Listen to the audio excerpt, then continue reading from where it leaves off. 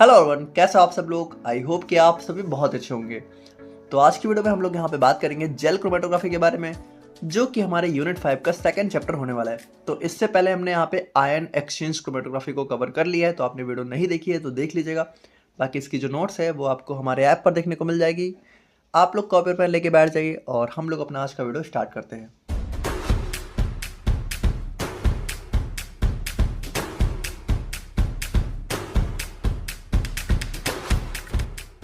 तो बात करें हम लोग यहाँ पे जेल क्रोमेटोग्राफी के बारे में, तो सबसे पहली बात इसको हम लोग यहाँ पे साइज एक्सक्लूजन क्रोमेटोग्राफी या फिर मॉलिक्यूलर सीव क्रोमेटोग्राफी के नाम से भी जानते हैं। अब यहाँ पे देखिए इसका नाम जेल क्रोमेटोग्राफी क्यों पड़ा है, क्योंकि क्योंकि यहाँ पे जो हमारा स्टेशनरी फेस है वो हमारा होने वाला है एक पोरस जेल। देखो ध्यान से सुनना, मैंने क्या बोला, पोरस जेल। पोरस मतलब कि जिसके अंदर पोर्स हो, और जेल मतलब कि हमारा जेल टाइप का हो। तो बेसिकली यहाँ पे जो स्टेशनरी फेस है तो वो हमारी कॉलम होता है, ठीक है। कॉलम के अंदर हमारी स्टेशनरी फेस फिल होती है, और ये जो स्टेशनरी फेस है तो ये हमारी मतलब कह सकते हो ऐसे छोटे छोटे जेल बेड्स होते हैं, मतलब कि इस तरीके से हमारे पोरस जेल यहाँ पे फिल होते हैं, ठीक है। मतलब एक मटेरियल होता है जो कि हमारा जेल होता है, और इस जेल को अगर हम लोग जूम करके देखें तो इसके अंदर हमें छोटे छोटे पोर्स देखने को मिलते हैं, ठीक है। इस बहुत ही छोटे छोटे पोर्स होते हैं जिसके अंदर हमारा मतलब मान लो कोई बहुत ही छोटा मॉलिक्यूल है तो इन पोर्स के अंदर जा सकता है। तो ये हमारा स्टेशनरी फेस होता है, इसके अंदर पोरस जेल। बाकी जेल क्रोमेटोग्राफी हमारा एक टाइप का लिक्विड क्रोमेटोग्राफी है, क्योंकि इसमें जो मोबाइल फेस है वो हमारा लिक्विड होता है, ठीक है, और स्टेशनरी फेस हमारा जेल होता है। In which separation of molecules occurs based on their size and shape. तो अगर हम लोग यहाँ पे इस जेल क्रोमेटोग्राफी को देखें तो एक्चुअल में इसमें कैसे क्या चीजें होने वाली हैं, अगर हम लोग इसको सिंपली देख लें, बहुत ही सिंपल है, कुछ खास है ही नहीं इसमें। देखो ये होता है हमारा कॉलम, ठीक है। इस कॉलम के अंदर हमारी फिल होती है स्टेशनरी फेस, जो कि हमारी क्या होती है, पोरस जेल। मतलब कि इस तरीके के हमारे पोरस जेल बेड यहाँ पे फिल होते हैं। तो यहाँ पे होता क्या है कि जब भी हम लोग सैंपल को डालते हैं, ध्यान से सुनना, तो सैंपल, पहली बात कि यहाँ पे जो हमारा सैंपल है जिसको हमें अलग अलग करना है, तो पहली बात कि उसका सेपरेशन हमारा मॉलिक्यूलर साइज के बेसिस पे होता है। मतलब कि यहाँ पे मान लो हमारे पास एक मिक्सचर ऑफ सैंपल है, तो इसमें जो मिक्सचर है, मान लो दो कंपोनेंट है मिक्सचर में, तो एक का साइज यहाँ पे थोड़ा छोटा होना चाहिए, एक का थोड़ा बड़ा होना चाहिए, तभी यहाँ पे हम लोग जेल क्रोमेटोग्राफी का यूज करते हैं। जब हमारे सैंपल के कंपोनेंट्स के साइज में डिफरेंस होता है तभी हम लोग यहाँ पे जेल क्रोमेटोग्राफी का यूज करते हैं। तो मान लेते हैं ये हमारा सैंपल है जिसमें जो ब्लू वाला है, ठीक है, जो ब्लू वाला कंपोनेंट है ये हमारा छोटे साइज का है, और जो पिंक वाला कंपोनेंट दिख रहा है ये हमारा बड़े साइज का है। तो होता क्या है, जैसे ही हम लोग अपने सैंपल को इस कॉलम के अंदर डालते हैं जिसके अंदर हमारा पोरस जेल बेड फिल होता है, तो अब हमने क्या देखा कि भाई ये एक जेल बेड है जिसके अंदर पोर्स है छोटे छोटे। तो इन पोर्स में, ध्यान से सुनना, इन पोर्स में, ये पोर्स इतने ही छोटे होते हैं कि इसमें छोटे छोटे मॉलिक्यूल्स आ सकते हैं, बड़ा मॉलिक्यूल इसमें नहीं आएगा। तो भाई ये जो सैंपल हमें दिख रहा है इसमें एक तो बड़ा है एक तो छोटे छोटे हैं, तो जो ब्लू वाला है वो क्या होगा, वो हमारा इस जेल बेड के अंदर चला जाएगा। मतलब ये जो हमें जेल दिख रहा है इनके पोर्स के अंदर यहाँ पे कह सकते हो इंटर कर जाएगा, कौन सा, ब्लू वाला कंपोनेंट। लेकिन जो हमारा पिंक वाला दिख रहा है जो कि बड़े साइज का है, वो क्या होगा, वो इन जेल के बीच बीच में जो थोड़ा बहुत स्पेस है ये इनके बीच से ही निकल जाएगा। मतलब ये जेल के अंदर नहीं जा पाएगा। सिंपल सी बात है कि जेल में जो पोर्स हैं बहुत ही छोटे छोटे हैं, तो जो छोटे मॉलिक्यूल्स होंगे वो तो इस पोर्स के अंदर चले जाएंगे, लेकिन जो बड़ा मॉलिक्यूल होगा वो इस पोर के अंदर एंटर नहीं कर पाएगा। तो वो हमारा जेल के किनारे किनारे जो हमारा बीच बीच में थोड़ा बहुत स्पेस है इसी में से निकल जाएगा। तो सिंपल सी बात है कि जो बड़ा मॉलिक्यूल है वो क्या है, वो जेल के अंदर एंटर नहीं हुआ, तो वो यहाँ पे तुरंत ही, मतलब कि वो इनके बीच बीच से निकल के तुरंत ही बाहर निकल आएगा, ठीक है। तो लार्ज मॉलिक्यूल क्या होगा, लार्ज मॉलिक्यूल एल्यूट्स फर्स्ट, एल्यूट मतलब बाहर निकलना, तो लार्ज मॉलिक्यूल सबसे पहले बाहर निकल आएगा, और उसके बाद जब लार्ज मॉलिक्यूल निकल आएगा तो धीरे धीरे करके जो हमारे छोटे छोटे मॉलिक्यूल्स थे जो कि इन जेल के पोर्स के अंदर चले गए थे वो भी धीरे धीरे करके बाहर आ जाएंगे। तो इस तरीके से हमारा साइज के बेसिस पे सेपरेशन हो जाएगा। पहले बड़ा वाला साइज हमें मिल जाएगा, फिर बाद में हमें स्मॉल मॉलिक्यूल्स मिल जाएंगे। तो इस तरीके से हमें जेल क्रोमेटोग्राफी में सेपरेशन देखने को मिलता है। बहुत ही सिंपल है, बस इससे ज़्यादा इसमें कुछ है ही नहीं।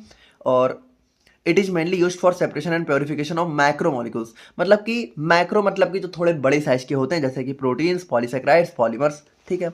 Hair the stationary phase is a porous gel and the mobile phase is a suitable solvent और बफर, ठीक है। तो वही चीज़ है जो हमने देखा। उसके बाद थ्योरी की बात करें तो separation in gel chromatography based on molecular size, है ना, मॉलिक्यूलर साइज के बेस पर सेपरेशन होता है।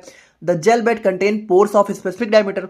तो इनके जो हमारा जेल बेड होता है, ठीक है, तो इसके अंदर एक स्पेसिफिक डायमीटर का ही पोर होता है, मतलब काफी छोटा छोटा होता है। Large molecules can't enter the pore, elute first. तो लार्ज मॉलिक्यूल क्या होता है भाई, इस पोर्स के अंदर नहीं जा सकते, पहले निकल आते हैं। Small molecules enter into the pores, take a longer path, elute later. तो स्मॉल मॉलिक्यूल क्या होता है, इन पोर्स के अंदर जाते हैं, तो इन पोर्स के अंदर से फिर बाद में निकलते हैं, तो थोड़ा टाइम लगता है, तो बाद में निकलते हैं। Hence molecules are separated according to their size. तो इस तरीके से साइज के बेसिस पे हमारा सेपरेशन हो जाता है।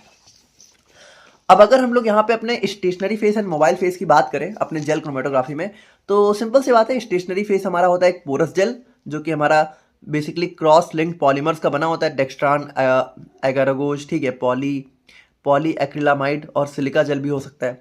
और मोबाइल फेस की बात करें तो ये हमारा कोई एक्वस या फिर ऑर्गेनिक सॉल्वेंट होता है, डिपेंड करता है कि हमारा जो सैंपल मॉलिक्यूल्स है वो किसके साथ सॉल्युबल है, ठीक है, जिसके साथ सॉल्युबल होगा उस तरह का मोबाइल फेस हम लोग लेंगे।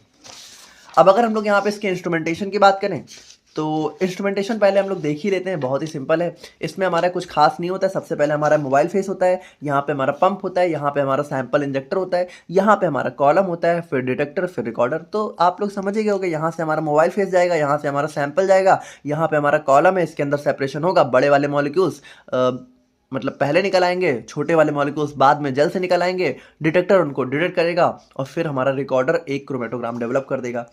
तो क्रोमेटोग्राम को कैसे समझना है वो हम लोग समझ ही चुके हैं। तो अब हम लोग यहाँ पे थोड़ा सा थ्योरी भी देख ही लेते हैं। जैसे कि मोबाइल फेस हमारा क्या होता है, मोबाइल फेस हमारा एक सूटेबल सॉल्वेंट होता है जो कि सैंपल को कॉलम के पास से लेके जाता है। बाकी it should dissolve the sample completely and must not react with the stationary face.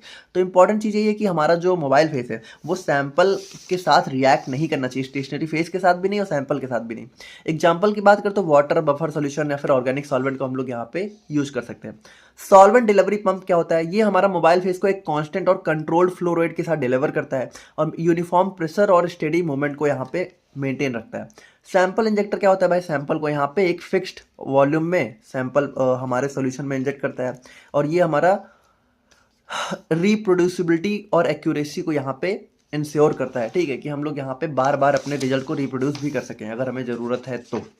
Column की बात करें तो कॉलम हमारा हार्ट होता है सिस्टम का, जिसके अंदर हमारा स्टेशनरी फेस होता है। स्टेशनरी फेस क्या होता है, जेल बेड्स होते हैं जिनके अंदर एक स्पेसिफिक साइज का पोर होता है। सेपरेशन हमारा मॉलिक्यूलर साइज के बेसिस पे होता है, हम लोगों ने देख ही लिया, लार्ज मॉलिक्यूल बाद में निकलेंगे, मतलब पहले निकलेंगे, स्मॉल मॉलिक्यूल बाद में निकलेंगे।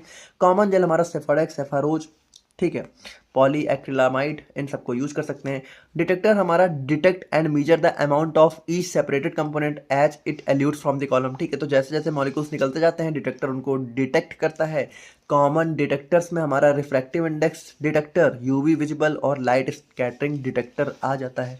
उसके बाद फाइनली हम लोग यहाँ पे बात करें अपने एप्लीकेशन के बारे में, तो देखिए यहाँ पे सिलेबस में आप लोग का जो चीज़ें दी हैं हम उन्हीं को डिस्कस कर रहे हैं। यहाँ पे एडवांटेज डिसएडवांटेज नहीं दिया है तो उसको नहीं डिस्कस कर रहे हैं। बाकी सिंपल है, कुछ खास है नहीं। इस एप्लीकेशन की बात करें तो हमारे जो मॉलिक्यूल्स होते हैं जो थोड़े बिग साइज़ के होते हैं, माइक्रो मॉलिक्यूल्स, उनके सेपरेशन में, एंजाइम्स और एंटीबॉडीज़ के प्योरीफिकेशन में, molecular weight determination of polymers and proteins. उसके बाद हमारे यहाँ पे ब्लड प्लाज्मा या फिर सीरम प्रोटीन्स का फ्रैक्शनेशन, मतलब कि अगर हमें इनको अलग करके कलेक्ट करना होता है फ्रैक्शंस में, है ना, तो हम लोग यहाँ पे इसका यूज करते हैं। फ्रैक्शनेशन हमने देखा था कि जो हम लोग यहाँ पे अपने सैंपल को अलग अलग करके कलेक्ट करते हैं वही होता है फ्रैक्शनेशन। तो ये हमारा हो जाता है इसका एप्लीकेशन। बाकी ये था हमारा जेल क्रोमेटोग्राफी। मिलते हैं हम लोग यहाँ पे इसके लास्ट पार्ट के साथ, जिसके बाद हमारी instrumental method of analysis complete cover हो जाएगी। तो मिलते हैं नेक्स्ट वीडियो में, तब तक के लिए थैंक यू सो मच।